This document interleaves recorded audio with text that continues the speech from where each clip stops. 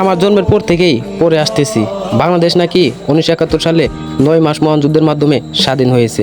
কিন্তু 2024 এসে ছাত্র জনতা বুঝিয়ে দিল আমরা 1971 সালে নামে মাত্র স্বাধীন হয়েছিলাম, আমাদের ছিল না কোনো বাক স্বাধীনতা। 2024 5 আগস্টের পর ভেবেছিলাম এখন আমরা শান্তিতে বসবাস করব, আমরা নতুনভাবে স্বপ্ন দেখা শুরু করছিলাম। কিন্তু আজকের এই নতুন স্বাধীন দেশে এরকম একটা জঘন্যতম ঘটনা ঘটবে একটু চিন্তাও করতে পারি নাই।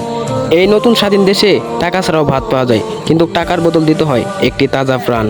হ্যাঁ, এমন ঘটনায় ঘটিয়েছে ঢাকা বিশ্ববিদ্যালয়ের মেধাবী শিক্ষার্থীরা। আজকে বলতে ইচ্ছা করছে আজকের এই মেধাবীদের ভাতের হোটেলের চেয়ে হারুনের সেই ভাতের হোটেলটাই অনেক বেটার ছিল, অন্তত মানুষ বেঁচে ফিরতে পারত। কবি রবীন্দ্রনাথ বলেছিলেন মূর্খের দেশে আবার কিসের বিশ্ববিদ্যালয়।